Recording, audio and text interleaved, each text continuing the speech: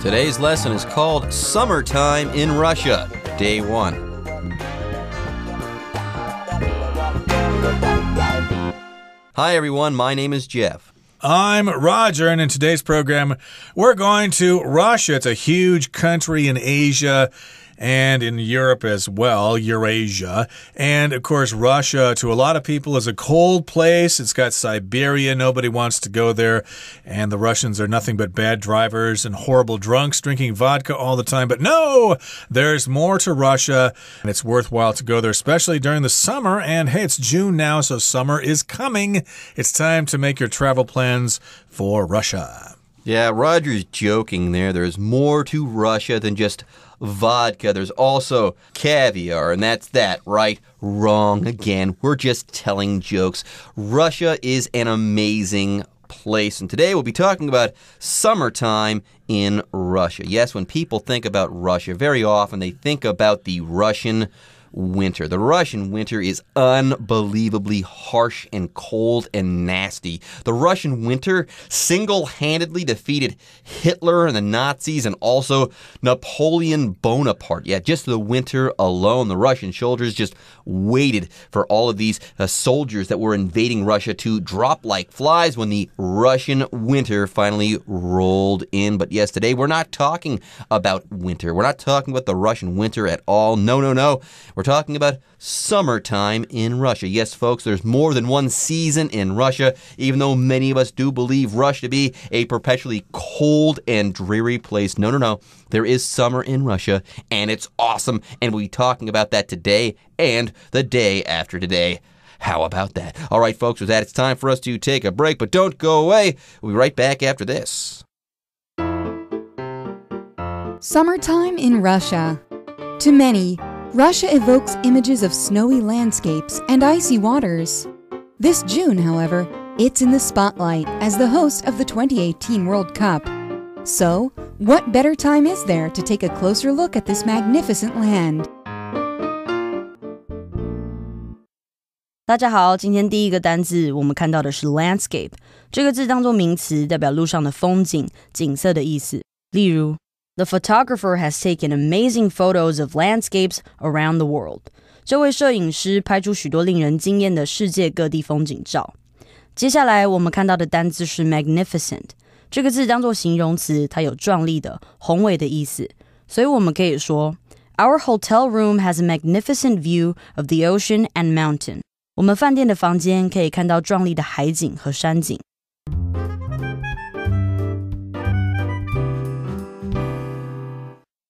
All right, everybody, it's time to discuss our article for today. Here's the first paragraph.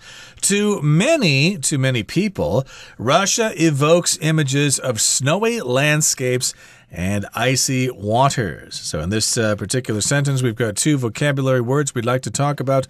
The first one is to evoke.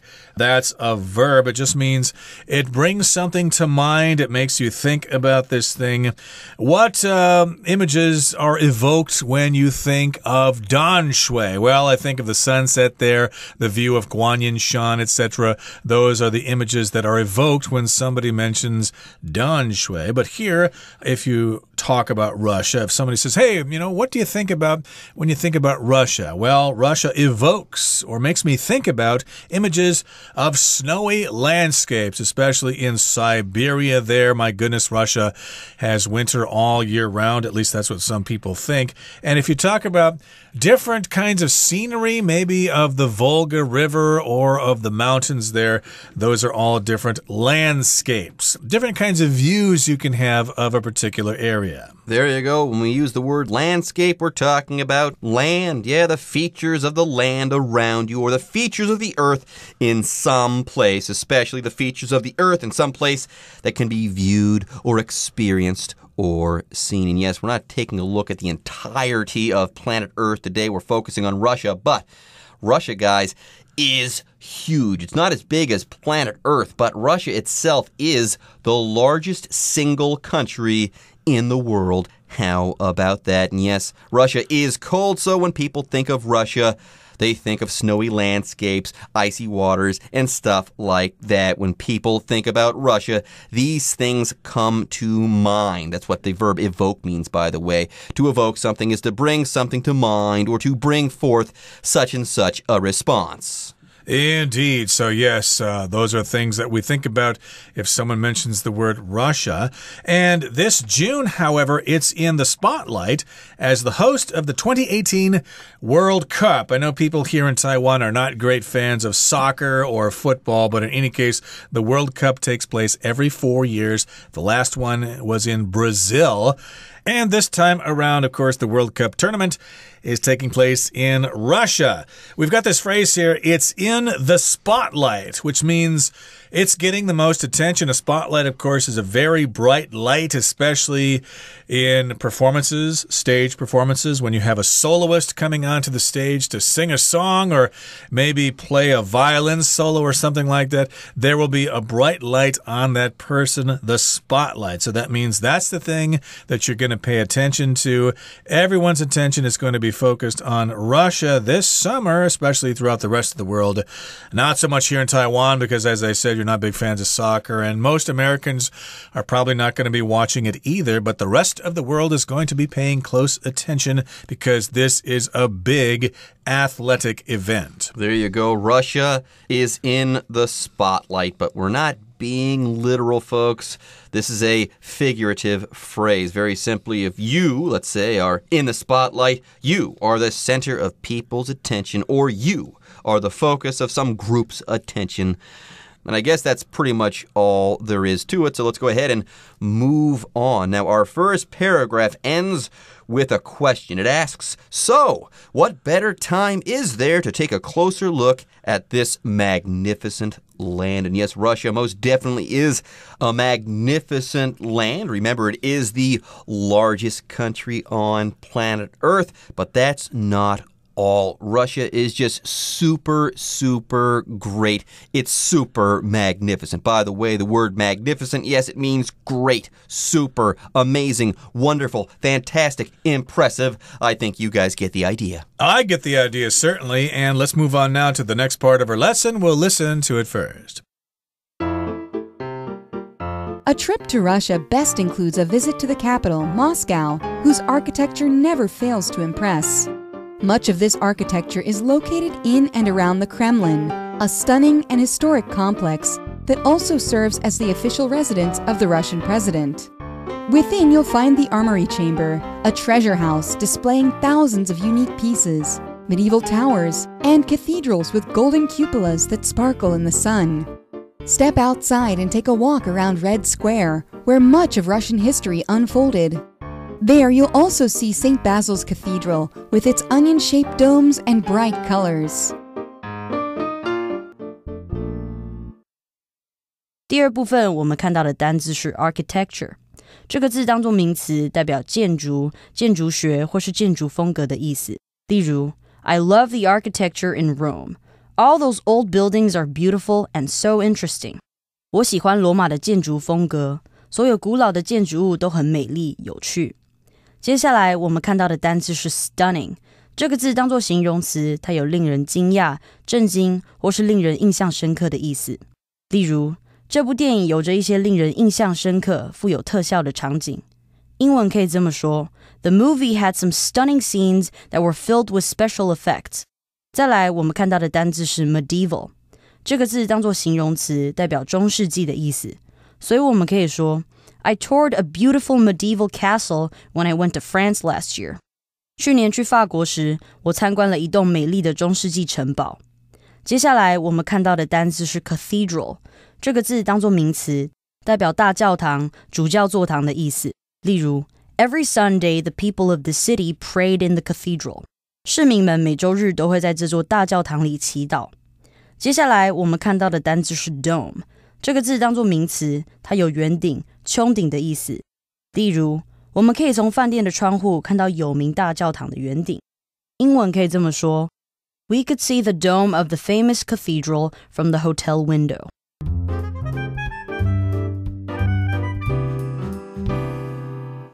All right, folks, let's go ahead and start our trip to Russia. Now, we won't actually be taking a trip to Russia. We'll be doing this in our minds, but that's still pretty good. Anyways, a trip to Russia best includes a visit to the capital, Moscow, whose architecture never fails to impress. Yes, the architecture in Moscow or Moscow is amazing, apparently. It never fails to impress people. Now here, we've got the word architecture to talk about. Here, the word architecture is being used in reference, I should say, to the style and design of buildings in a certain place. There are some amazing buildings in Russia, apparently. And one note here.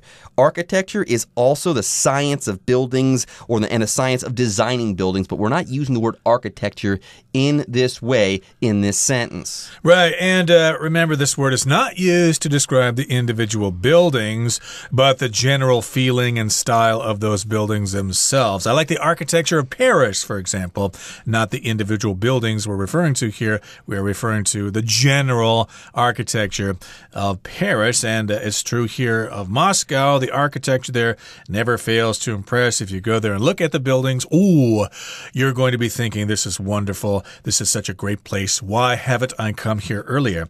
Now, much of this architecture is located in and around the Kremlin, which is a stunning and historic complex that also serves as the official residence of the Russian president. So we're describing the Kremlin as being stunning, which means it's really amazing. It takes your breath away. It's wonderful. It's terrific. It's extremely impressive. It's extremely attractive. There you go. If something is stunning, it's surprisingly beautiful. It might even astonish you. Anyways, moving on, the next sentence says, within the Kremlin, within you'll find the Armory Chamber, a treasure house displaying thousands of unique pieces, medieval towers, and cathedrals with golden cupolas that sparkle in the sun. Now, before we move on here, we've got two vocabulary words to talk about. The first of these is the word medieval or medieval. Both pronunciations are okay. Anyways, medieval or medieval, M-E-D-I-E-V-A-L. Yeah, the word medieval or medieval is used to describe the period of history that took place very, very long ago in Europe before the Renaissance. Then we also have the word cathedral. A cathedral is kind of like a big, important church where the bishop of a certain area works. Right, and these are architectural features, the towers, the cathedrals. We've also got golden cupolas that sparkle in the sun. A cupola is kind of like a tower with a dome on top of it. And they sparkle in the sun because the dome is actually golden color. It's very bright color, so if the sun shines on it, it will be sparkling with reflections. And step outside and take a walk around Red Square. Okay, that's kind of like the center plaza of the city, and that's where much of Russian history unfolded. Okay, lots of important political events took place in Red Square. And there you'll also see St. Basil's Cathedral with its onion-shaped domes and bright colors. I think that is a common scene that is depicted on travel posters of Moscow, St. Basil's Cathedral. Wait, is that the building that looks like it's made out of ice cream? Yeah, sort of. And like peppermint and stuff like that? Yeah, they look like onions to me. Basically, yes, they're onion-shaped domes, kind of round at the bottom and then get pointy at the top there. Again, they look like ice cream cones with this sort of peppermint twist sort of motif. Maybe they do, maybe they don't. One way or another, though, we do have domes. Let's talk about domes next. Yeah, a dome, everyone, is an architectural structure that looks like half a sphere or half a ball, and which is found on top of buildings, some buildings. Anyways, folks, with that, it's time for us to take a short break, but don't go away. When we come back, we'll be wrapping up day one of our article on Russia in the summertime. To the south of Moscow is a city on the Black Sea coast known as Sochi, where many Russians like to spend their summer holidays. After a day of swimming and relaxing on the beach, you can take a stroll along the boardwalk and catch the beautiful sunsets. Otherwise, take a walk in one of the city's many parks, filled with magnolia and cypress trees, and smell the sweet scent of flowers in the air. 今天最后一个单字我们看到的是 stroll 这个字当作名词，它有散步、闲逛的意思。所以我们可以说 The elderly couple took a stroll in the park to celebrate their anniversary. 这对年长的伴侣在公园散步，庆祝他们的周年纪念。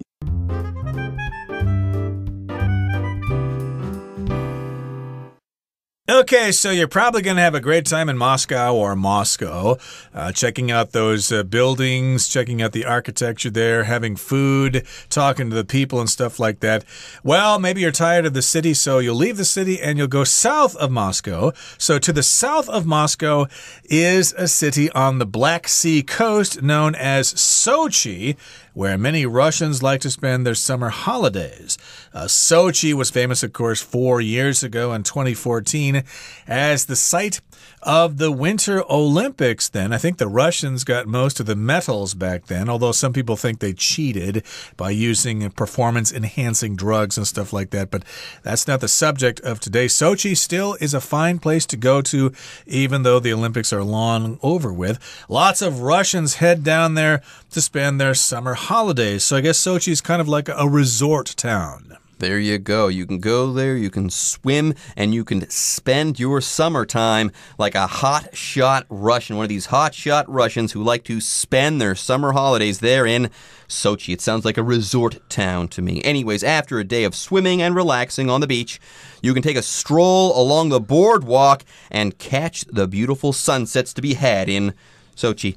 Anyways, we've got 2 words to talk about in this sentence, so let's go ahead and get started. First of all, we've got the word stroll. It says here that you can take a stroll along the boardwalk. Now, here we're using this word stroll as a noun. A stroll here is a walk. It's a leisurely walk. Further, we can use this word stroll as a verb. To stroll is to walk around leisurely as if you have no place to be. Yes, you can stroll or you can take a stroll. And here it says that you can take a stroll along the boardwalk there in Sochi, which sounds pretty good to me. Now, what is a boardwalk? Well, boardwalk, everyone, is the most expensive property that you can buy in the game of Monopoly. There you go. There you have it. That's what a boardwalk is. That's what boardwalk is. Well, not exactly. All jokes aside, a boardwalk is actually a big wooden walkway next to a beach or a body of water. Yeah, boardwalks are wonderful places to take a stroll. Yeah, I think there's a big boardwalk in Brighton in England and also, of course, in the United States. Atlantic City is known for its boardwalk as well. And here in Sochi in Russia, of course, they've got a boardwalk there, kind of a passageway or a sidewalk next to the sea that's made out of boards, out of wood. So that would be a nice romantic stroll there. And you can catch the beautiful sunsets there. Here, catch just means to see something, especially while it's happening. You're going to see some wonderful sunsets there and take some great pictures. Otherwise, take a walk in one of the city's many parks filled with magnolia and cypress trees and smell the sweet scent of flowers in the air. Again, lots of photo opportunities there. Magnolia, I think, is a certain kind of tree, if I'm not mistaken. And, of course, we've also got cypress trees there. Boshu, I believe it is a cypress tree. And, of course, these plants, of course, have lots of wonderful flowers. And you can take pictures, as I said, and you can smell those flowers as well. Oh, so aromatic. Interesting. Cypress trees. Those are big, beautiful trees that are usually found around swamps, right? Yeah. Because I've never really associated Russia with swamps. How about that? Maybe Russia is just filled to the rafters with swamps. How about that?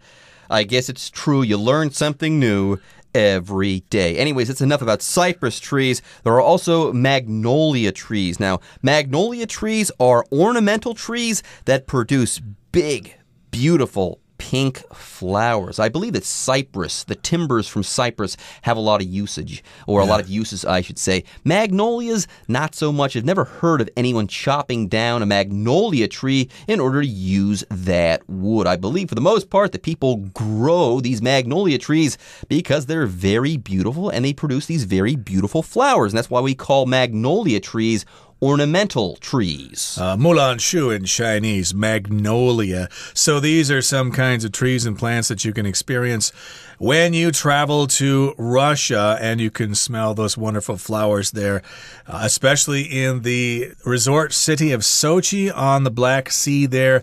And because it was the site of the Winter Olympics, I think if you go there during the winter, you can enjoy some winter activities like skiing or maybe skating or snowboarding or whatever. My goodness, Russia has so much to offer. Okay, everybody, that brings us to the end of our lesson for today. Here comes our Chinese teacher.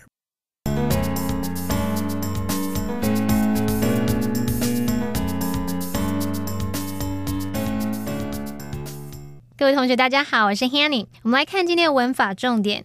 课文一开始提到 To many, Russia evokes images of snowy landscapes and icy waters. 对许多人来说，俄罗斯唤起雪景和结冰海域的景象。